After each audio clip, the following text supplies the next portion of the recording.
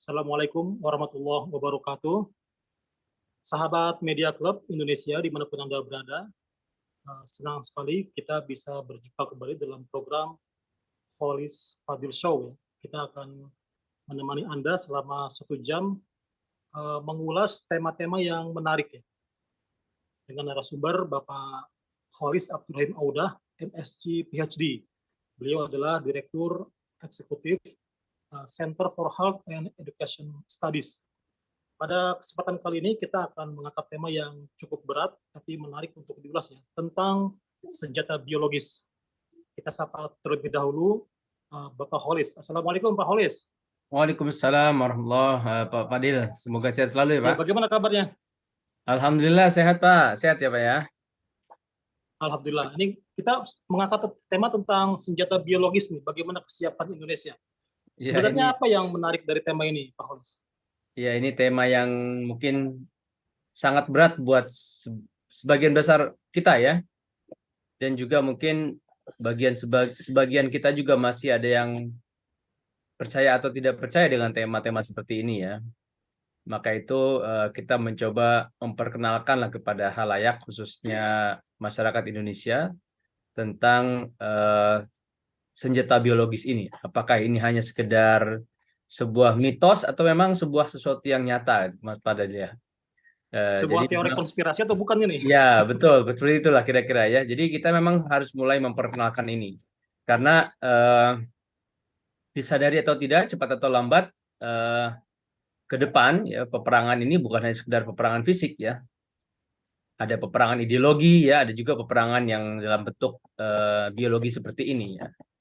Dan memang bahayanya sebenarnya bisa jauh lebih dahsyat ketimbang peperangan fisik ya. Karena kalau peperangan fisik itu kan kita alert gitu ya, kita aware akan adanya peperangan, sebuah peperangan. Tetapi kalau kita sudah bicara tentang peperangan senjata biologi, dia bisa masuk, menusuk, menyerang kita tanpa kita sendiri sadar gitu ya. Nah, ini mungkin kasus COVID-19 ini, terlepas apakah ini sebuah kesengajaan atau sesuatu yang secara alami, seperti inilah sebenarnya sebuah peperangan biologi ya. Dalam konteks jika dan ya, semoga tidak terjadi ya, dan itu tetapi tetap kita harus antisipasi sebagai sebuah bangsa ya. Demikian mungkin sekilas. Nanti kita bicarakan lebih jauh lagi seperti apa sih sebenarnya peperangan biologi ini, begitu Pak Fadil. Ya, Indonesia kan baru menandatangani Beijing Genome Institute ya kalau nggak salah ya. Mungkin Anda bisa menjelaskan sebenarnya apa peran ini untuk Indonesia? Mungkin harus saya sedikit koreksi ya Pak Fadil ya, bukan Beijing Genome Institute ya, artinya Indonesia punya inisiatif ya, BGSI. BGSI itu adalah Biomedical and Genome Science Initiative. Ini saya sangat menghargai sebenarnya inisiatif ini karena memang sudah sejak lama saya dan teman-teman di asosiasi ya keilmuan di Indonesia itu sangat mendambakan adanya inisiatif seperti ini ya. Jadi ini mungkin sebuah topik baru nanti yang bisa kita juga bahas khusus Pak Fadil ya. Mungkin karena kalau membahas ini di sini mungkin kita akan sedikit mengambil waktu dari topik kita yang sebenarnya itu masalah senjata biologi. Tetapi saya menghargai ini sangat menghargai ini karena ini adalah sesuatu yang sangat diperlukan oleh bangsa kita ke depannya. Karena kita perlu memetakan genom ya, biomedical science dan genomics ini sebagai sebuah prioritas karena penduduk Indonesia itu sangat besar dan juga beban biaya kesehatan bangsa kita itu juga sangat besar dengan berbagai macam jenis penyakit yang ada.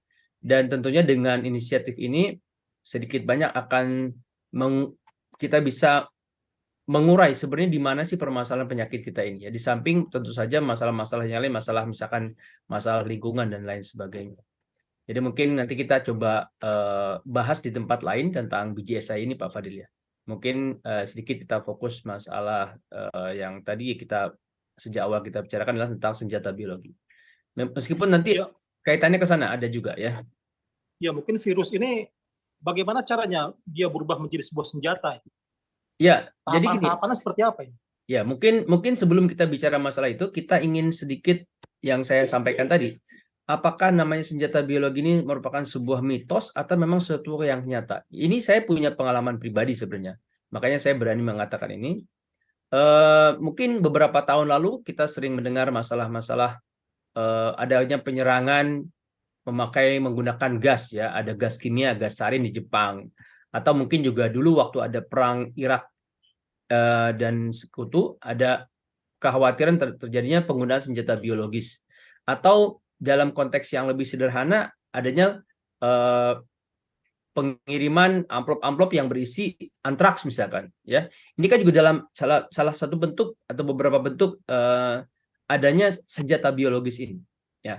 Nah, mungkin pertanyaannya siapa sih sebenarnya yang menggunakan senjata ini? Ya kita tidak tahu, ya kita tidak tahu persis, tetapi mungkin saya bisa kasih sedikit hint lah, ya, clue-clue tentang bagaimana negara-negara maju memulai bergerak ke arah sana. Contoh yang real, ini kenyataan sendiri, pengalaman saya sendiri. Ketika saya melakukan menjadi seorang peneliti di Amerika Serikat sana, ya, dan karena saya bekerja di lab penyakit menular, infectious disease, ya, yaitu yang berisi berbagai macam jenis mikroba patogen.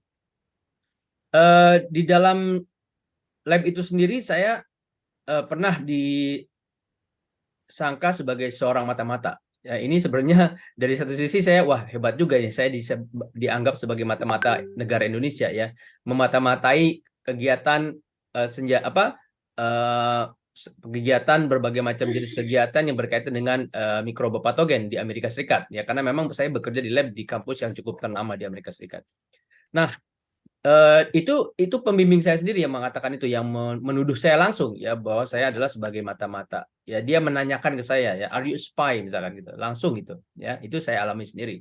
Ya, di tengah keterjutan saya ya setengah tertawa gitu, tapi mungkin kemudian pembimbing saya itu menyela saya, jangan tertawa misalkan, ya, dia bilang. Karena dulu dia bilang suami dia kemudian orang Perancis. Itu pernah diminta oleh pemerintah Perancis untuk menjadi spy mata-mata di laboratorium tersebut. Jadi ini juga adalah pengalaman dia pribadi, beliau pribadi, mengapa kemudian dia juga mencurigai saya sebagai mata-mata di lab tersebut. Nah, ini mungkin tidak secara langsung bahwa negara-negara ini, ya, Amerika, Prancis, dan negara maju lainnya pasti, ya, atau bahkan mungkin pasti Israel buat, ya, itu sebenarnya sudah ada saling mencurigai ke arah sana. Artinya ada indikasi bahwa mereka pun sebenarnya saling mengembangkan, ya, saling mengintip apa saja yang sudah dilakukan oleh negara-negara lain, ya. Nah, ini adalah bentuk mengapa meskipun saya tidak pernah langsung melihat senjata itu dalam bentuk senjata, karena kan saya sampaikan tadi, namanya senjata biologis ini bukan sesuatu yang harus ditembakkan seperti yang senjata saat ini, ya. Karena saya pun juga punya tugas menyimpan, memelihara mikroba patogen ini, dan luar biasa kalau kita bicara mikroba patogen ini, kita memeliharanya harus di nitrogen cair, ya, yang suhunya itu di bawah 130 derajat. Ya, memang harus betul-betul di tempat yang khusus, ya, sehingga tidak mudah bisa menyebar atau terkontaminasi di laboratorium. Ini adalah bentuk-bentuk yang adanya indikasi kuat bahwa negara-negara maju itu sudah bergerak ke arah sana, dan itu tidak tahu sudah berapa puluh tahun lalu mereka mengembangkan ini, dan bukan hal Yang yang Anda alami ketika di laboratorium seperti apa, Pak Holis? ya. Jadi kerjaan saya kan memang saya bekerja di bidang mikroba patogen, ya, mikroba patogen. Jadi saya biasa menanam bakteri patogen atau memelihara yang saya sampaikan tadi, strain-strain khusus yang ada di laboratorium saya, ya. Jadi ya tadi saya katakan juga saya tidak tahu alasannya kenapa dia. Oh ya, saya punya cerita kenapa dia kemudian menanyakan ke saya kenapa saya menghadiri pertemuan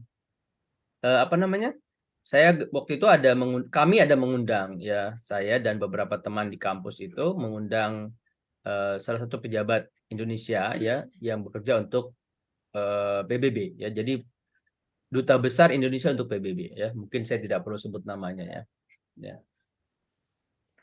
Jadi alasan itu yang menjadikan, dan saya hadir waktu itu, dan alasan itu yang menjadikan pembimbing saya itu mencurigai saya sebagai mata-mata untuk Indonesia di situ, ya. Jadi padahal saya dia tahu sejak awal saya mengerjakan apa yang saya lakukan tuh hal-hal yang sangat biasa ya, dan saya tidak pernah macam-macam sedikit pun ya, karena saya juga tahu dan untuk apa juga tidak punya ada kepentingan apa-apa saya dengan hal-hal seperti itu.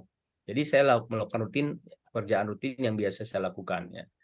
Mungkin itu sekilas hanya untuk sekedar menjawab keraguan ya, atau ketidaktahuan halayak ya, khususnya bangsa kita ini, bahwa negara-negara maju sudah bergerak ke arah sana ya, begitu concern dengan eh, berbagai macam jenis virus, bakteri ya, atau apa saja parasit juga yang memang sangat berbahaya untuk kesehatan untuk manusia, tetapi juga dalam konteks yang lain bisa digunakan untuk peperangan juga dalam bentuk peperangan biologis.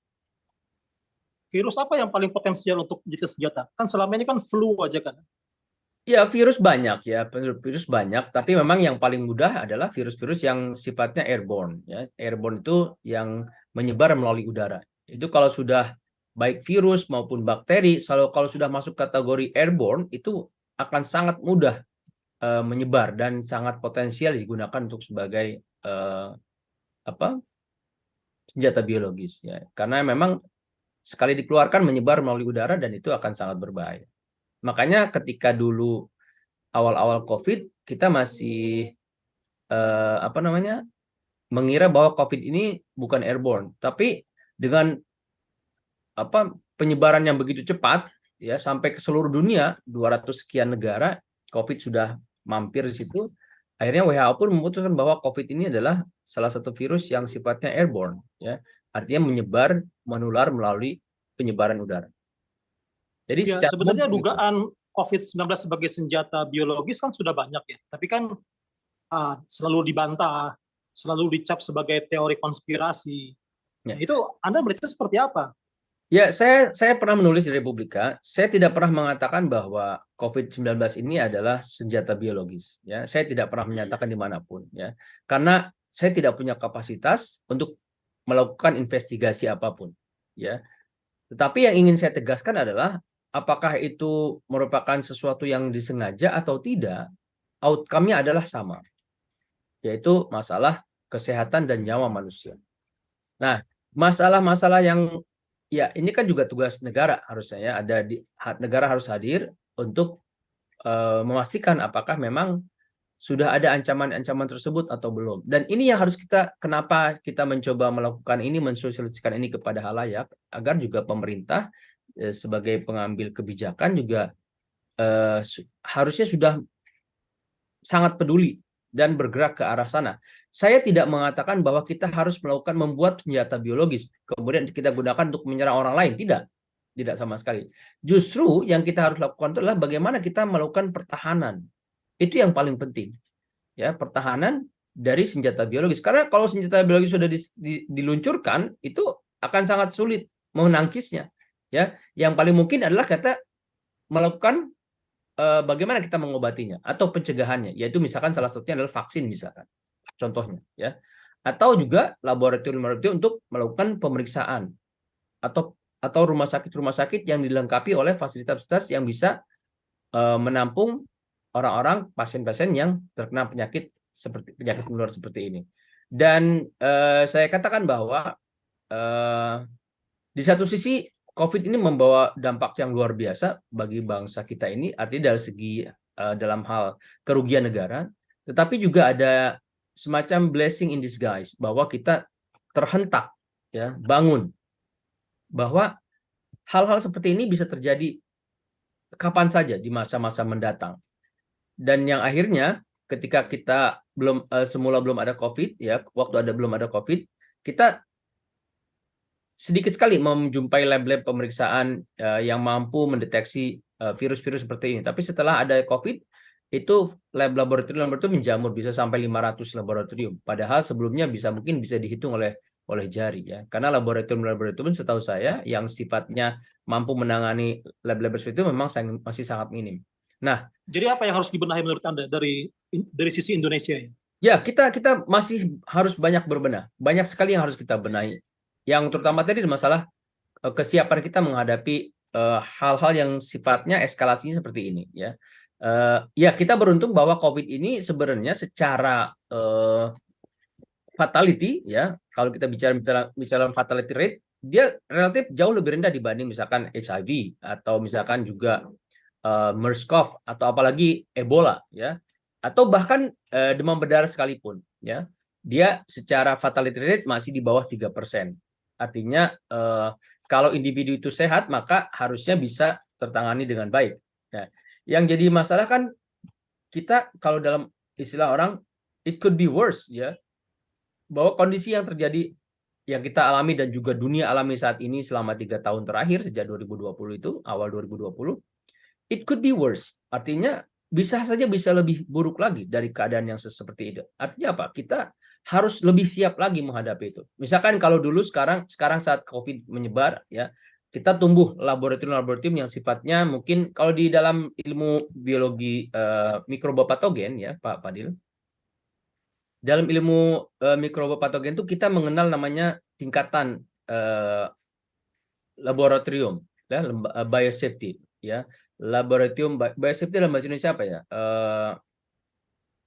Keselamatan biologi lab ya, biosafety level ada dari 1, BSL 1, BSL 2, BSL 3, yang paling atas adalah BSL 4. Dan itu menurut kategori risk group namanya, berdasarkan grup resikonya ya. Jadi kalau mikroba yang biasa tidak berbahaya itu masuk ke dalam kategori risk group 1 dan bisa ditangani di laboratorium yang level BSL 1. Kalau COVID itu ada di antara 2 dan 3 sebenarnya. Jadi kalau kita menghandle COVID, maka harus kita punya BSL 2 minimum, biosafety level 2. Ya, saya sendiri adalah seorang certified BSL 2 handling ya. Nah, kalau kita mau memodifikasinya, misalkan kita mau belajar tentang lebih jauh lagi tentang COVID, maka kita harus menggunakan BSL 3 sebenarnya. Karena COVID tadi merupakan virus yang sifatnya airborne. Nah, di Indonesia saat ini kita belum punya jumlah lab BSL 3 yang memadai. Jadi kalau sebelum COVID kita tidak punya banyak BSL 2 atau biosafety, ini juga sebenarnya merupakan sebuah concern kita juga, apakah lab-lab itu juga sudah certified BSL 2 atau belum? Karena kita tidak termasuk yang lembaga Eijkman itu belum memadai ya. Eijkman sudah cukup memadai ya. Eijkman sudah cukup memadai untuk sekedar COVID ya. Ini kita bicara tentang lab-lab yang tumbuh berjamur di mana-mana ya. Ada ratusan, bahkan mungkin sampai sekarang mungkin sudah di angka 1000 laboratorium ya. Nah, tetapi kalau kita bicara level virus yang lebih tinggi lagi, misalkan BSL yang lebih ganas lagi seperti avian H5N1 ya atau yang lainnya, maka naudzubillah ya, God forbid istilahnya, mudah-mudahan tidak terjadi. Itu kita memerlukan lab BSL 3 yang lebih banyak ya. Nah, saat ini kita masih sangat terbatas, belum sampai 10 laboratorium BSL 3 yang ada di Indonesia. Itu pun belum secara optimal digunakan.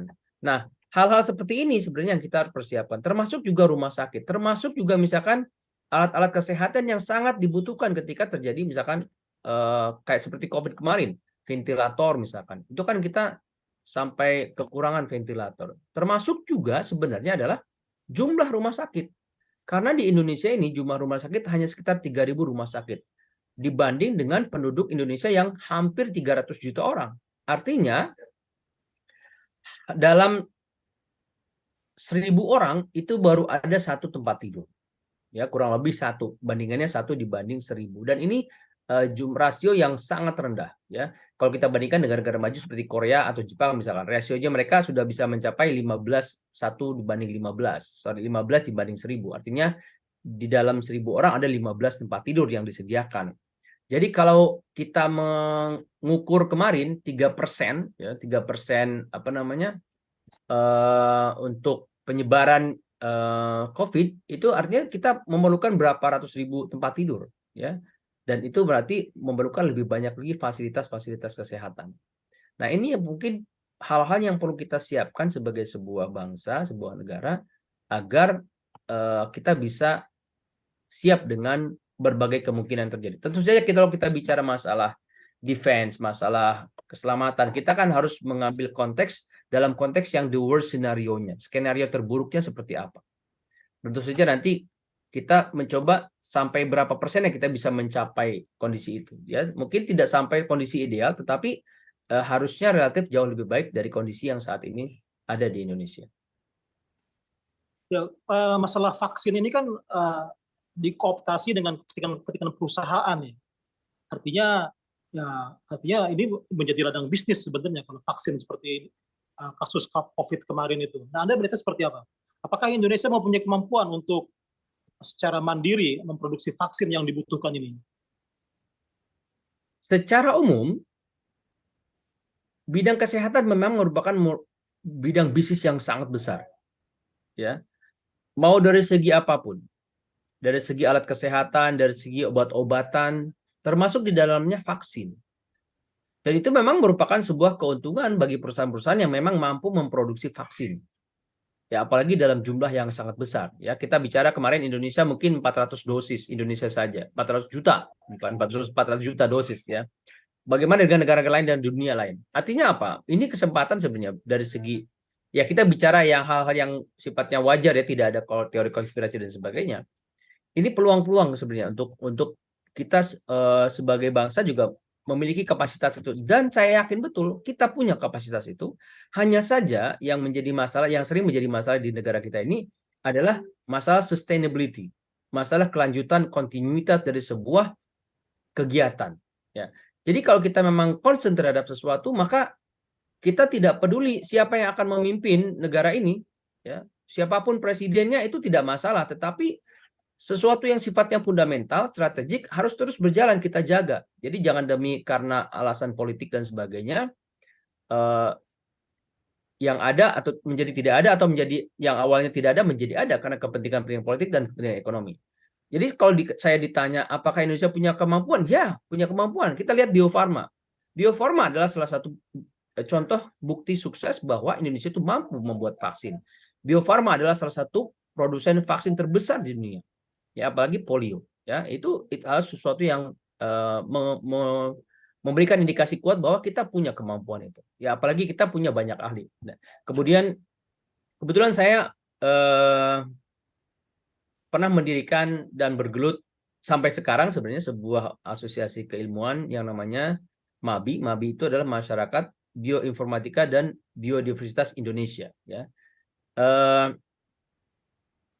Di dalamnya ada mungkin sekitar 1000 ya. Saya tidak mengatakan semua ahli ya, tetapi maksud saya adalah bahwa kita punya kumpulan orang-orang yang peduli, yang punya keilmuan dan kapasitas untuk membuat hal-hal yang seperti itu ya, ya dalam konteks misalkan pembuatan vaksin ya, ada ahli-ahli membuat desain vaksin, desain obat, dan di dalamnya tentu saja adalah ahli-ahli bioinformatika, biologi molekuler, biokimia, dan mikrobiologi dan sebagainya. Nah, yang jadi permasalahan adalah bagaimana pemerintah bisa mengoptimalkan ini semua. Kenapa saya perlu sampaikan ini juga gini? Orang-orang Indonesia itu kan banyak yang belajar di luar negeri, ya kan? Banyak yang pintar-pintar. Permasalahannya ketika mereka pulang kembali ke Indonesia, mereka tidak menemukan ekosistem yang mendukung seperti yang mereka dapat ketika mereka di luar negeri sana. Nah, kalau dalam istilah saya sering bilangnya nggak dikasih mainan lah ya, mereka yang datang ke sini nggak dikasih mainan. Nah, itu yang jadi masalah.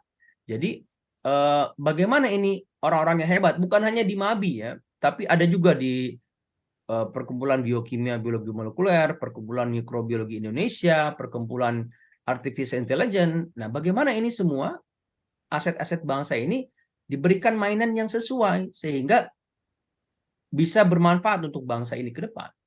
Nah, itu sebenarnya yang harus kita pikirkan bersama.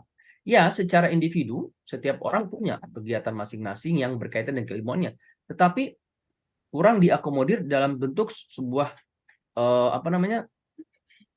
yang lebih misalkan yang sustainable lah. Ya, saya katakan sustainable. Kita tidak harus bicara yang sophisticated, yang canggih-canggih ya.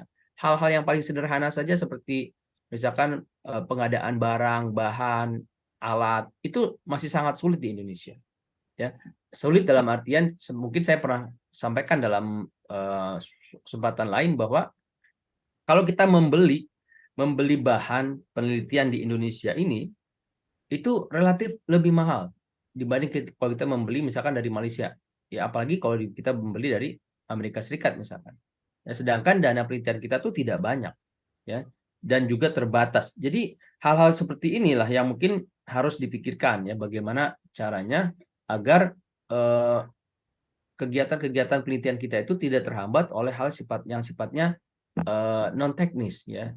Jadi perlu concern yang lebih dari pemerintah ya. Itu kira-kira Pak Fadil. Pak Holis, tema kita ini kan senjata biologis ya, yang mana artinya pasti akan berkaitan dengan perang. Kalau perang kan artinya berkaitan dengan militer. Apa Anda punya pengalaman dengan TNI kita atau dengan militer di luar negeri terkait dengan senjata biologis ini? Anda bisa cerita lebih lengkap? Ya, saya tidak punya pengalaman khusus berkaitan dengan TNI tentara di militer di luar ya, di luar. Tetapi saya ada beberapa kali kesempatan berkomunikasi menjadi tim di Indonesia sejak saya kembali ke tanah air ya.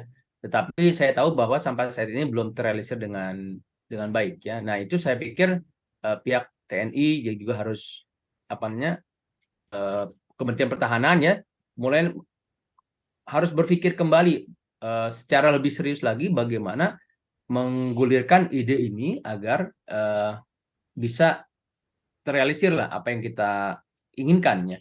Salah satu hal yang juga mungkin sangat perlu untuk kita miliki di Indonesia ini adalah laboratorium level 4, BSL 4, Biosafety level 4. Ya karena memang kita ini terbuka, sangat terbuka dan kita ini di daerah khatulistiwa ya, di mana virus-virus, bakteri, mikroba patogen itu sangat mudah tumbuh di sini di Indonesia ini ya karena berbagai macam jenis kondisi yang memang sangat memungkinkan ya. Nah, dan tadi jangan lupa Indonesia ini adalah negara keempat terbesar di dunia dalam konteks penduduk. Artinya apapun yang terjadi di negara kita akan memberikan impact dampak yang besar. Ya, berapa juta orang terkena COVID selama 3 tahun terakhir ini? Berapa orang yang meninggal? Berapa kerugian? Ya. Nah, salah satu hal yang menjadi advantage keuntungan negara besar seperti Indonesia ini menjadi pasar yang begitu empuk untuk apapun. Produk-produk apapun dijual Indonesia, ada yang beli, laku. Karena memang penduduknya hampir 300 juta orang. Ya, mungkin saat ini sekitar 280 juta orang. Nah, artinya apa? Bahwa kalau kita cuma sekedar menjadi konsumen, ya selama ini menjadi konsumen, ya dalam konteks ini adalah berkaitan dengan obat-obatan, vaksin dan sebagainya, maka ya selamanya kita akan hanya menjadi konsumen. Ya kita sebutlah negara-negara perusahaan-perusahaan besar, Pfizer, GSK, ya, Merck, semua ada di Indonesia, tetapi mereka hanya jualan. Tidak ada dalam konteks pengembangan ilmu pengetahuan, research and development, yang pada akhirnya bisa memberikan kontribusi yang lebih besar kepada bangsa sebenarnya. Ya, bayangkan kalau kita bisa punya perusahaan-perusahaan besar, pemerintah punya perusahaan besar yang bisa memproduksi berbagai macam jenis obat, vaksin, dan digunakan oleh kita sendiri, maka kan uang itu akan berputar. Ya, bahkan kalau kita bisa ekspor akan jauh lebih baik lagi. Ya. Sementara ini kita semua menjadi konsumen. Kita membeli ke mereka, mereka membawa uangnya keluar. Seperti itu. Ini yang selalu terjadi. Nah, ini mungkin hal-hal yang kita harus perhatikan juga bersama ya. Nah, sekedar informasi saja Pak Fadil ya. Di Indonesia ini hampir sekitar 90% alat-alat kesehatan itu masih impor. Meskipun sekarang ada kecenderungan kita lagi mempush untuk produksi dalam negeri. Tapi kan juga tidak semudah membalikan telapak tangan karena ketika kita bicara produksi maka kan kita bicara dalam masalah bahan baku, ya supply chain-nya dan lain sebagainya ya. Nah, itu juga merupakan sebuah challenge yang tidak mudah. Jadi menurut Anda satu-satunya cara untuk mengatasi ancaman senjata biologis ini adalah vaksin ya?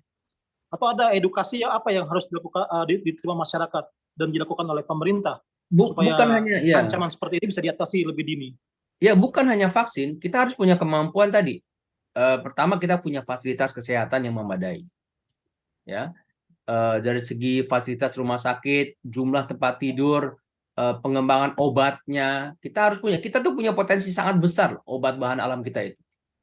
Dan itu jangan dianggap sepele, masalah bahan alam kita itu luar biasa.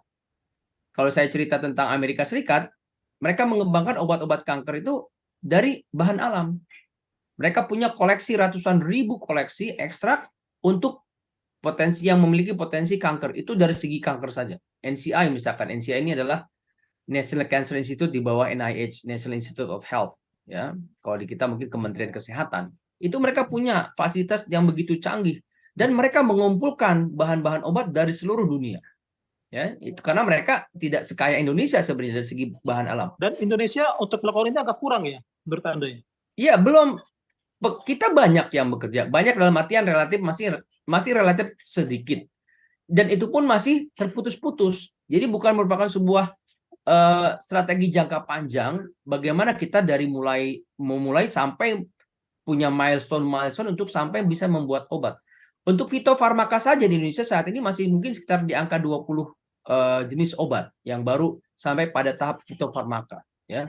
Jadi memang masih sangat kurang. Jadi bahan potensi-potensi alam yang luar biasa yang kita miliki ini masih sangat underexplored lah istilahnya, ya, belum dieksplorasi dengan begitu baik. Nah, makanya saya berusaha dengan teman-teman mendorong agar kita bisa mengembangkan obat-obat bahan alam ini dalam konteks yang lebih profesional, ya, dari mulai dan juga sustainable, ya, berkelanjutan, ya. Ini yang saya kembangkan dengan beberapa kolega yang lain.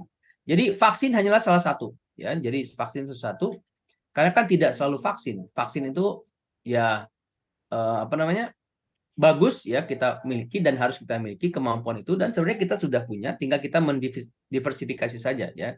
Tidak hanya cukup Bio Farma misalkan, tetapi juga perusahaan-perusahaan lain. Tapi juga tadi yang tidak kalah penting adalah obat dan juga fasilitas, dan yang juga tidak kalah penting adalah masalah kesehatan lingkungan.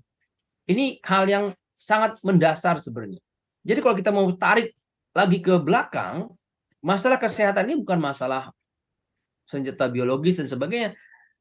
Lingkungan kita yang kotor saja itu sudah menjadi senjata biologis secara tidak langsung, ya. Kita terekspos setiap hari oleh virus-virus yang setiap saat bisa menyerang kita di rumah, di halaman, dimanapun. Ya, kasus demam berdarah aja belum selesai sampai sekarang. Kita belum punya vaksinnya demam berdarah, belum punya obatnya, belum punya, bahkan kita tes dengue diagnosiknya saja masih membeli dari luar. Itu baru dari satu jenis penyakit, dan itu kalau dinominalkan itu sekitar 3 triliun dalam satu hari Indonesia menghabiskan uang untuk demam berdarah saja. Belum kita bicara malaria. Jadi kalau kita bicara masalah senjata biologis, setiap hari kita terekspos oleh senjata biologis itu. Karena apa? Pertama, lingkungan kita yang kotor. Kedua, gaya hidup kita yang memang juga masih belum sehat, ya. Jadi banyak hal yang harus kita perbaiki, ya, yang hal-hal yang sifatnya sangat mendasar, dari mulai pengelolaan sampah dan sebagainya. Nah, ini banyak topik-topik menarik yang mungkin ke depan kita bisa bahas, Pak Fadil, yang masalah misalkan kesehatan lingkungan. Bagaimana sampah kita ini menjadi masalah yang sangat besar buat bangsa kita ini. Jadi kita jangan dulu bicara hal-hal yang terlalu canggih-canggih, sophisticated, sementara masalah-masalah Pakai masker gitu ya, itu juga ya, bagian dari pencegahan juga ya. ya, betul, ya. Ya, ini sampah yang sangat berbahaya itu sampah. Yang saat ini yang kita alami setiap hari, sehari-hari, ya. Bahkan kalau kita tinggal di Tangsel ini, kalau polusi udara di Tangsel ini terburuk se-Indonesia ini, ya. Beruntunglah orang-orang yang tidak tinggal di Tangsel, tapi Tangsel ini di rate merupakan tempat yang paling buruk ini ya, polusi udaranya. Ya, itu wajar lah kalau kita, Pak Fadil, mungkin punya kesempatan ke Serpong, itu bau sampah setiap hari tuh. Ya, setiap hari orang jadi medan perang sebenarnya ya. Ya, itu udah senjata biologis sendiri itu. Jadi tanpa harus ada orang yang menyerang pun udah ada terjadi senjata biologis setiap hari. Dengan sampah aja udah cukup itu, ya. Nah, itu sebenarnya kan kalau kita analisis lebih jauh, ya. Kenapa hal seperti ini didiamkan itu? Sudah berlama-lama, sudah puluhan tahun. Saya tahu betul karena saya berasal dari Serpong. Sudah puluhan tahun masalah sampah di Serpong itu tidak selesai-selesai. Itu baru satu tempat. Dan itu sangat-sangat berbahaya, ya. Jadi ya belum lagi kalau kita lihat sungai-sungai, laut, ya, laut utara Indonesia itu, Jakarta itu polusinya sudah sangat luar biasa, ya. Mikroplastik di dalam ikan yang di Jakarta Utara itu sudah banyak sekali kalau kita mau teliti lebih jauh, ya. Sungai-sungai kita juga. Nah, makanya sekarang di negara-negara maju itu sekarang banyak yang melakukan namanya surveillance, ya, surveillance monitoring potensi-potensi mikrobopatogen, istilahnya emerging and re-emerging pathogens, ya. Karena kan kita tidak pernah tahu, ya. Jadi akhir-akhir ini ditemukanlah dulu yang sudah dianggap polio itu hilang dari tanah Eropa dan Amerika, sekarang ternyata muncul lagi dengan melalui proses sampling yang ada di air yang ada di sungai-sungai. Ya, nah itu hal-hal yang sangat menarik yang bisa kita adopsi, ya, apa yang dilakukan oleh negara maju. Jadi kita dalam konteks senjata biologi ini jangan selalu atau melulu kita bicara orang lain menyerang kita melalui perang. Nah, ini senjata biologi nih, setiap hari kita menghadapi senjata biologi. Ya, ya itulah tadi contohnya, ya, demam berdarah, malaria, apalagi tuberkulosis, ya. Banyak sekali yang kita hadapi. Kita geser sedikit ke COVID-19 ya, Pak Holis ya. Kan pemerintah sudah menyatakan bahwa pandemi berakhir ini kan. Nah kan masyarakat juga kayaknya udah ya kayak sudah biasa lagi aja kan. Apa jaga jarak udah nggak ada, pakai masker sudah enggak gitu kan. Ya. Dan ya pokoknya sudah berbeda sekali ya dengan 2 tahun yang lalu ya, kita di karantina gitu lah gitu. Tanggapan Anda seperti apa nih? Ya, ya tentu saja kita berterima kasih, bersyukur ya pada Allah Subhanahu wa taala bahwa pandemik ini sudah berakhir. Secara resmi diumumkan oleh WHO dan juga pemerintah kita dan juga pemerintah setiap negara. Itu kita bersyukur ya. Karena memang demikianlah sifat pandemik kan. Dan ini kan COVID-19 ini bukan sesuatu yang baru pertama kali terjadi. Kita juga pernah mengalami ada SARS dulu. SARS sekitar tahun 2003, 2002, 2003, dan 2004 SARS itu. Karena saya ingat betul ketika saya pertama kali melakukan perjalanan ke Amerika Serikat itu dalam pandemik SARS ya. Terutama di negara-negara Indochina ya, kayak Taiwan ya, atau negara-negara Tiongkok ya. Nah, kemudian juga ada namanya MERS-CoV ya di Timur Tengah ya. Atau sebelumnya ada ketika saya di Timur Tengah itu ada H5N1 ya, ada avian virus dan sebagainya. Itu kita, dan saat ini kita berada pada post pandemic SARS-CoV-2. Ya, itu kita bersyukur. Namun juga kita juga jangan lupa bahwa namanya kesehatan, apalagi kalau kita yang punya gampang kena sakit, punya masalah dengan imun sistem, perilaku hidup sehat itu harus tetap kita lakukan. Saya sering melihat, kebetulan saya baru saja pulang dari Jogja melakukan perjalanan. Meskipun sekarang kita sudah bebas dari pandemi, harusnya etika-etika kita dalam bermasyarakat di tempat umum itu tetap kita jaga sebenarnya. Misalkan gini, kalau kita sedang bersin atau batuk, ya sebaiknya ya pakai masker gitu.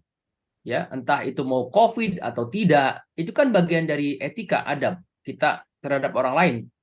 Siapa sih yang mau sakit? Nggak mau kan? Jadi kalau kita misalkan orang sudah tidak lagi takut dengan COVID dan sebagainya, tetapi kalau kita sedang sakit, batuk, bersin dan sebagainya, ya mungkin ada baik yang pakai masker. Atau kita misalkan menutup mulut. Ini karena saya perhatikan betul nih ya, kok orang sudah nggak lagi menutup mulut kalau bersin atau batuk atau apa. Ini kan sebenarnya karena mungkin saya berasal dari lingkungan memang lingkungan kerja saya yang memang sudah lama aware dengan mikroba patogen ya. Sejak jauh sebelum COVID pun saya memang sudah sangat berhati-hati. Dari sisi mungkin ya karena kehati-hatian saya karena kebiasaan hidup saya ya, biasa berinteraksi dengan mikroba. Tetapi juga itu memberikan pelajaran kepada saya bahwa kita juga tidak boleh, harus berhati-hati juga supaya tidak boleh menularkan kepada orang lain. Nah, makanya kalau bekerja di laboratorium itu kita harus punya pengetahuan yang cukup bagaimana agar kita pertama selamat kita sendiri dan juga kita tidak menularkan kepada orang lain. Nah, meskipun sekarang kita tuh sudah post pandemic, kalau kita apalagi di lift gitu kan, di elevator, di lift, itu harusnya kita harus menjaga lah kesehatan orang lain. Mungkin kita sendiri yang sakit cuma biasa bersin atau batuk, tapi kalau kena orang lain itu bisa ceritanya lain ya. Atau mungkin ya kita semua tidak mau sakit gara-gara kita orang menjadi sakit, tidak bisa bekerja, tidak bisa cari nafkah dan sebagainya. Jadi hal-hal seperti itu sebenarnya hal yang sifatnya umum, common sense yang harus kita tetap jaga ya, meskipun pandemik ini sudah berakhir. Karena memang dasarnya pandemik COVID-19 pun seperti yang saya sampaikan tadi bukanlah sesuatu yang sangat powerful gitu, bukan. dibanding dengue masih jauh lebih powerful demam berdarah, ya, atau malaria atau tuberkulosis. Tetapi ketika penyakit itu datang kepada orang yang memang sudah sakit, misalkan ada komorbid diabetes atau jantung dan sebagainya, maka akan menjadi berbahaya. Nah, itu yang harus kita jaga terus, yang harus kita jaga seperti itu. Demikian Pak Fadil. Saya agak penasaran nih dengan pengalaman Anda bekerja di laboratorium ya. Sebenarnya bagaimana sih kemungkinan virus itu bocor keluar laboratorium? Karena kan di Cina itu kan sering menjadi tertuduh ya kalau kita baca di berita COVID-19 berasal dari sana karena bocoran dari laboratorium. Mungkin Anda bisa cerita tentang pengalaman Anda di laboratorium seperti apa? Ya, jadi setiap orang yang bekerja di laboratorium yang berinteraksi dengan menghandle mikrobil patogen ya, mikroba patogen, artinya yang menular dan berbahaya. Itu mereka harus certified, tersertifikasi. Tidak bisa sembarangan kerja. Jadi pengalaman saya ketika saya bekerja di Amerika Serikat, ketika saya pertama kali masuk, saya tidak diizinkan bekerja sama sekali. Sama sekali saya tidak boleh bekerja. Sebelum saya mengikuti pelatihan, training, dan akhirnya saya diuji lulus mendapatkan sertifikat sebagai certified BSL2, dan karena kebetulan waktu itu juga saya banyak menggunakan radioaktif, saya juga adalah certified pengguna bahan radioaktif ya. Nah, artinya apa? Kita tuh mengerti betul bahwa kita tuh berhadapan dengan mikroba yang punya potensi menularkan diri kita, dan kalau kita tidak hati-hati maka akan menularkan orang lain ketika kita keluar dari tempat kerja. Makanya kita diharuskan mengganti pakaian, misalkan ya memakai pakaian laboratorium, kemudian ketika keluar kita buka. Ya. Kita pun tidak boleh sembarangan memegang handle pintu. Ya, kalau kita mau dengan apa? Kita menggunakan sarung tangan yang kotor, maka itu tidak boleh kita menggunakan sarung tangan itu membuka pintu dengan menggunakan sarung tangan itu, misalkan. Ya, jadi itu hal-hal yang memang makanya kebiasaan itu saya bawa. Kebiasaan itu saya bawa sampai saat ini, jauh sebelum COVID. Jadi saya biasanya sudah jarang memegang lift ya, tombol lift apapun handle tuh dengan tangan saya sendiri ya. Karena mungkin ya saya tahu tangan saya bersih kan. Mungkin terlalu bersih akhirnya saya alhamdulillah sih saya nggak gampang sakit juga. Tapi saya mungkin saya usahakan semaksimal mungkin tidak menyentuh ya, atau saya pakai tisu atau pakai kunci atau apa yang secara, kalau beda dengan tangan, kalau kita pegang dengan tangan pasti akan langsung ke badan kita. Tapi kalau kita dengan tisu atau kunci atau yang objek yang lain yang secara tidak langsung, maka akan relatif lebih aman. Nah, jadi untuk bekerja di laboratorium itu memang kita harus betul-betul, karena kita deal dengan sama mikroba yang kita tidak tahu bagaimana dia bisa ada di mana. Nah, misalkan gini, sebelum kita menanam bakteri misalkan, kita tuh bersihkan dulu tangan kita, meja kita semua kita bersihkan, kita semprot semua oleh alkohol, bahkan nanti ada api juga di situ ya, supaya kita nanti sebelum kita menanam bakteri kita panaskan dulu dengan api itu ya, alat yang akan kita gunakan untuk mengambil bakteri itu supaya bersih ya, tidak terkontaminasi oleh bakteri-bakteri atau yang lain, virus atau apa misalkan jamur atau apapun yang ada di sekitar situ. Jadi memang harus betul-betul steril ya, karena kita ingin mendapatkan bakteri yang memang kita maksud. Dan itu tidak jarang, meskipun kita sudah berupaya kuat membersihkan semuanya, kadang kontaminasi itu tetap ada. Nah, itu juga yang perlu kita halayak ketahui juga ya, bahwa di alam kita ini, di lingkungan kita ini, dimanapun kita, bakteri itu, virus selalu ada. Ya, memang kita tidak boleh terlalu khawatir ya, bahwa ya pasti kita kalau khawatir juga nggak bisa apa-apa. Tapi maksud saya, bagaimana kita memaksimalkan usaha kita mencuci tangan dengan bersih ya. Ya saya kadang dihadapkan pada masyarakat yang, oh masa sih harus cuci tangan, harus ini, harus itu ya. Harusnya kan kita menjadi kebal. Ya, kita kan nggak pernah tahu virus apa, bakteri apa yang ada di situ. Ya. Tetapi yang kita tahu adalah bahwa kita harus lebih baik kita membersihkan diri kita supaya kita tidak kena. Jadi hal-hal yang sifatnya pencegahan itu juga perlu. Ya. Jadi memang edukasi ini perlu masyarakat. Ya. supaya masyarakat kita tuh semakin sehat ya. Ini kan gini, mungkin orang berpikir, oh kalau terlalu bersih nanti gampang kena penyakit. Ya nggak gitu juga ya. Justru kalau kita bersih ya nggak kena penyakit sama sekali. Nah, kecuali kalau kotor, kemungkinan itu ada aja kena. Makanya kenapa masyarakat Jepang itu usianya panjang-panjang ya. Bahkan sekarang udah rata-rata 90 tahun kalau di Jepang itu. Karena mereka hidupnya bersih. Hidup mereka bersih sekali ya. Nah, makanya kalau orang Jepang, orang negara maju datang ke Indonesia, makan pertama kali itu biasanya kena diare. Karena bakteri-bakteri mikroba yang ada di sini itu jauh lebih banyak bervariatif dibanding tempat mereka sendiri. Nah, itu makanya nggak heran ya. Jadi kalau Pak Fadil ngajak teman orang Jepang, orang mana baru datang pertama ke Indonesia, hati-hati tuh ya. Biasanya mereka kena diare dulu untuk pertama kali makan. Padahal Jepang makanya mentah semua ya. Iya, ya, tapi mereka bersih, bersih mereka itu. Mengenai kebocoran di lab Wuhan, Anda punya tanggapan nggak? Ya, ya saya tidak mau berspekulasi ya. Saya tidak mau berspekulasi apakah itu karena kebocoran atau bukan ya. Tetapi memang ya ada kemungkinan ya, ada kemungkinan memang karena ada kebocoran, baik itu sengaja atau tidak sengaja. Dan itu mungkin juga karena salah satunya adalah bisa mungkin terjadi karena kelalaian petugas ya. Kan petugas itu bukan hanya orang yang mengerti ya, mungkin ada orang yang tapi kalau sudah BSL 4 pasti orang yang harus certified banget lah. Kalau Pak Fadil lihat lab BSL 4 tuh orang udah kayak ke astronot ya, nggak bukan lagi seperti APD yang biasa ya. Udah nggak ada yang ini, udah kedap semua, udara pun sudah langsung masuk dari selang ya, udah kayak ke astronot lah, nggak boleh ada yang terbuka sedikit pun ya. Jadi saya tidak mau berspekulasi, tapi kemungkinan itu sangat sangat mungkin, sangat ada ya, kemungkinan ada kebocoran-kebocoran ya. Jadi karena memang kalau misalkan hanya sekedar dari kelelawar itu kan, ya mungkin saja ya, tapi juga kemungkinan-kemungkinan yang lain juga sangat ada ya. Nah itu Sebenarnya mutasi virus itu bagaimana, Pak Holis? Dari virus biasa sampai menjadi virus mematikan itu seperti apa? Apakah bisa direkayasa ya? ya rekayasa virus ya mudah ya. Mudah rekayasa virus atau bakteri atau apa bisa ya dengan teknologi sendiri. Saya sendiri biasa merekayasa bakteri ya melalui genetic engineering ya. Bukan sesuatu yang sulit merekayasa virus, bakteri, mudah lah ya. Ada caranya, kita tahu caranya. Nah, tetapi kan juga jangan lupa virus ini tanpa direkayasa pun dia bisa bermutasi secara alami. Ya bukan hanya virus ya.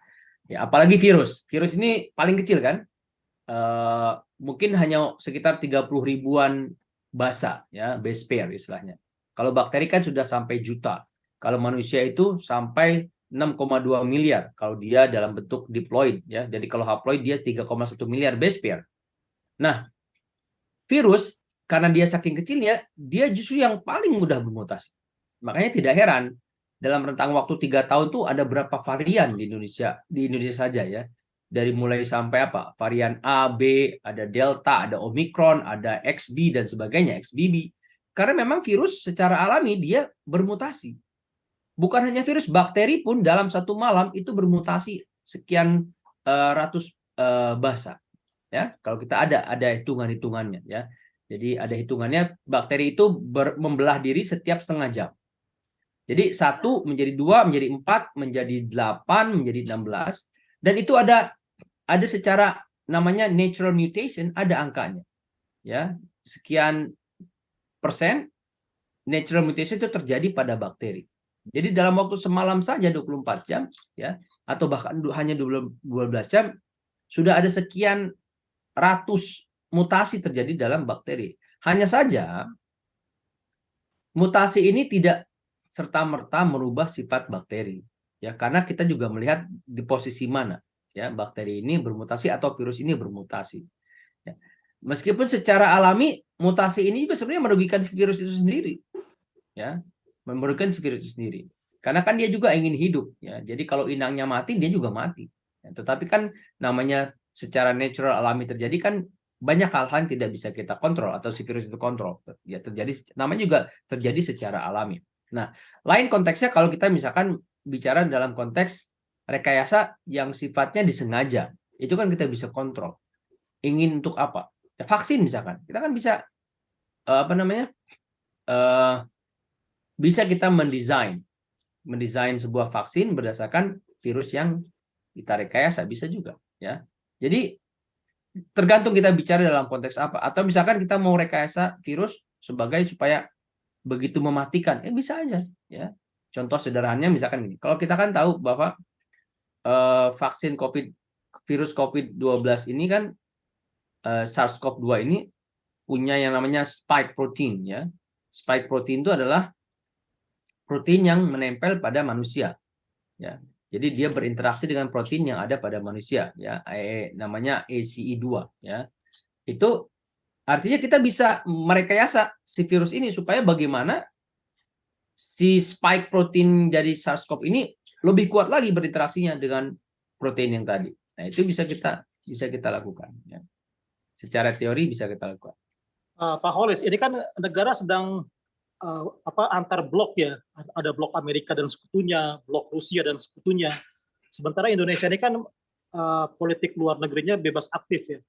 Anda melihatnya dengan kaitan yang kita bahas ini seperti apa? Apakah Indonesia memang harus berpihak pada blok tertentu untuk mengantisipasi ancaman-ancaman perang seperti ini? Ya, kita kembali ke falsafah bangsa ya, dan juga dasar-dasar bangsa yang sudah disusuk oleh Pak Fadil tadi, bahwa kita dari segi kebijakan politik luar negeri adalah bebas aktif ya. Seharusnya secara idealnya kita tuh bisa bersahabat dengan negara mana saja ya. Justru kita harus coba menyeimbangkan ya, tidak berat kemana-mana ya, supaya kita itu menjadi negara yang netral sebenarnya, karena sifat bebas aktif kita tadi ya. Karena kalau kita condong kepada sebuah blok, maka sifat bebas aktif tadi akan sedikit demi sedikit akan tergerus ya, karena kita sudah condong ke satu blok sendiri ya. Nah, itu kan juga memerlukan diplomasi tingkat tinggi ya bagi negara, bagaimana supaya negara kita ini di satu sisi tidak dikucilkan ya, tapi di sisi lain juga kita bisa berperan secara aktif ya, meskipun kita tidak nempel pada satu blok, tapi kita bisa dipandang oleh orang. Nah, satu-satunya untuk bisa melakukan itu kita harus kuat. Negara kita harus kuat dari berbagai hal, berbagai sisi. Ya, kalau kita kecil terus, kita lemah terus, ya maka kita akan menjadi permainan negara-negara besar. Tetapi kalau negara kita ini besar, bukan hanya wilayah, tapi juga jumlah penduduk dan juga resources. Nah, tinggal bagaimana kita menjadikan bangsa ini menjadi bangsa yang besar dan kuat, sehingga kita bisa disegani oleh negara-negara lain. Ya, lihatlah misalkan Cina, Amerika, bahkan Rusia sekarang. Ya, siapa yang berani mess up sama Rusia misalkan? Meskipun Rusia misalkan menyerang Ukraina atau dan sebagainya, karena negara-negara lain akan berhitung dengan 1000 kali kalau menyerang Rusia. Ya, karena mereka punya kekuatan nuklir yang sangat dahsyat. Meskipun Rusia itu dulu Uni Soviet sudah hancur lebur ya, sudah berpecah-pecah, tetapi kekuatan mereka masih sangat dahsyat. Memiliki berbagai macam jenis senjata, ya, nuklir dan lain sebagainya. Mereka punya semuanya. Nah, Indonesia pun harusnya seperti itu, sebagai negara yang besar, yang kuat ya. Maksudnya yang besar, baik itu dari segi jumlah penduduk, luas wilayah, dan juga bahan-bahan alamnya, sumber daya alamnya, itu bagaimana kita bisa mengoptimalkan ya. Jadi memang perlu sekali kita memiliki ya kekuatan ya, menjadi negara yang berdaulat ya. Selama kita tidak memiliki kekuatan kedaulatan sovereignty yang kuat ya, baik dari segi politik, ekonomi, militer ya, itu maka kita akan terus menjelus menjadi apa ya, kasarnya bulan-bulanan lah negara-negara maju. Kita akan mudah diombang-ambingkan. Anda melihatnya seperti apa kemampuan diplomasi Indonesia dalam, Anda kan punya pengalaman banyak ya di luar negeri. Mungkin Anda bisa cerita tentang pengalaman-pengalaman Anda dikaitkan dengan mungkin saya melihatnya dari kacamata saya sebagai rakyat biasa ya, bukan sebagai seorang ini. Saya punya kesempatan hidup di beberapa negara, ya, di Malaysia, di Amerika Serikat, di negara Saudi Arabia ya. Itu terasa sebenarnya bagaimana perlindungan terhadap warga ya akan sangat berbeda lah ya. Pak Fadil sendiri tahu ya, kalau di film-film lah banyak. Kalau udah ngaku orang Amerika, orang semua udah gemeter ya. Karena kesannya pemerintah Amerika itu sangat-sangat melindungi warganya. Nah itu yang tidak saya rasakan sebenarnya di Indonesia, di luar negeri itu. Ini jujur aja ya Pak Fadil ya. Jadi entah kenapa ya, saya juga nggak tahu ya. Karena saya punya pengalaman yang kurang baik di Malaysia, di Saudi juga kurang ya. Nah di Amerika juga saya karena memang dulu saat-saatnya ini ya di peperangan perang Teluk ya. Waktu saya pertama kali datang ke Amerika itu ya. Habis September 11 ada bom Bali. Nah itu ya kita merasa wah kita ini sangat lemah ya, sangat lemah. Saya lihat sangat lemah. Ya ini penilaian saya pribadi ya. Saya tidak bermaksud menyerang siapa-siapa, tapi kan era saya sudah sejak lama. Saya keluar negeri sejak akhir tahun 97, jadi sekitar 26 tahun lalu lah ya, sudah lama sekali. Dan saya sekitar 14 tahun berada di luar negeri. Dan itu saya tidak merasakan kita memiliki diplomasi yang kuat ya di luar negeri ya. Setidaknya mungkin kita kurang merasa dilindungi lah ya di luar negeri. Itu pengalaman saya pribadi ya. Jangan dijadikan sebagai ini. Ya, baik sahabat Media Club, dimanapun Anda berada yang menyaksikan siaran kami, Anda bisa terlibat aktif untuk bertanya melalui fitur chat ya di YouTube ya. Kalau Anda ingin bertanya, silakan ketikkan apa yang ingin ditanyakan, nanti saya akan bacakan dan Pak Kholis akan menjawab. Pak Kholis, tidak terasa nih kita sudah 1 jam ini ya. Mungkin ada closing statement, karena belum ada yang bertanya ini dari sahabat-sahabat Media Club ini. Iya, sebagai closing statement buat saya simple, sederhana saja bahwa pertama kita tuh punya potensi menjadi negara yang besar. Saya pernah menulis itu bahwa kita punya potensi, segala potensi yang dimiliki untuk menjadi sebuah negara besar, ya, kuat, ya disegani dan memang punya kemampuan yang betul-betul mumpuni dalam berbagai bidang. Karena kita punya critical mass, kita punya jumlah penduduk yang begitu besar dari sekian ratus juta orang Indonesia. Itu pasti banyak ya talenta-talenta muda, anak-anak bangsa yang ingin berbuat untuk negaranya, ya berjuang untuk negaranya, berbuat untuk negaranya. Itu yang pertama. Yang kedua, dari situ kita berangkat bahwa kita harus mengembangkan diri dan berbagai hal, ya bukan hanya dalam konteks senjata biologi, tetapi juga hal yang sifatnya mendasar. Kenapa sih kita nggak buat mobil sendiri, motor sendiri, ya, sepeda sendiri? Kenapa semua harus impor? Kita bisa buat pesawat. Masa kita nggak bisa buat mobil? Masa kita nggak bisa buat motor? Kita punya nikel, kita punya emas, tambang, dan sebagainya. Ya kita harus manfaatkan itu untuk kepentingan bangsa. Makanya undang-undang negara itu tanah, bumi, dan sebagainya dikuasai oleh negara dan digunakan untuk semua kemakmuran rakyat. Ya kan? Ya saya udah sampai lupa juga di undang-undang dasarnya. Nah itu harusnya kalau kita kembalikan lagi ke falsafah bangsa, undang-undang dasar, itu harusnya kita bisa menjadi negara yang kuat. Ya, nah ini harus siapapun pemerintahnya ini harus menjadi pemikirannya, perhatian bagi pemerintah bahwa kita tuh punya potensi-potensi, semua potensi menjadi negara besar.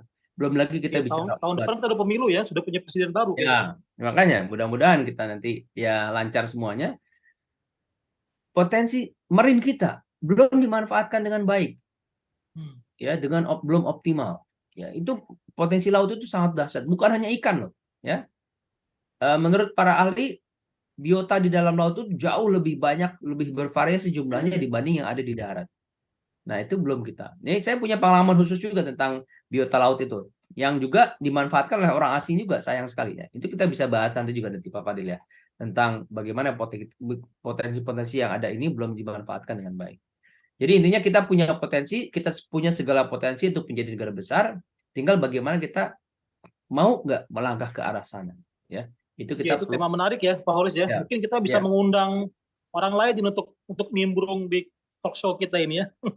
Ya, tentu saja akan menjadi tema yang menarik, topik menarik. Bagaimana kita bisa memanfaatkan semua potensi yang ada di negara kita ini, sehingga kita tidak hanya menjadi negara besar dalam konteks wilayah dan jumlah penduduk, tetapi juga memang menjadi negara besar dari segi kedaulatan dan juga kemampuan kita ya di bidang-bidang yang segala macam ini ya, dari mulai ekonomi dan lain sebagainya. Demikian Pak Fadilah. Baik, terima kasih Pak Khalid Sabdrina udah sahabat Media Club dimanapun Anda yang menyaksikan siaran kami. Sudah 60 menit ya, 1 jam lebih kita, di 1 jam lebih beberapa menit gitu. Kita sudah ngobrol-ngobrol tentang tema yang cukup berat ini, tentang ancaman senjata biologis, bagaimana kesiapan Indonesia. Insya Allah 2 pekan lagi kita akan kembali lagi dengan tema yang lebih menarik. Terima kasih atas perhatian Anda. Assalamualaikum warahmatullahi wabarakatuh. Waalaikumsalam warahmatullahi wabarakatuh. Terima kasih Pak Fadilah.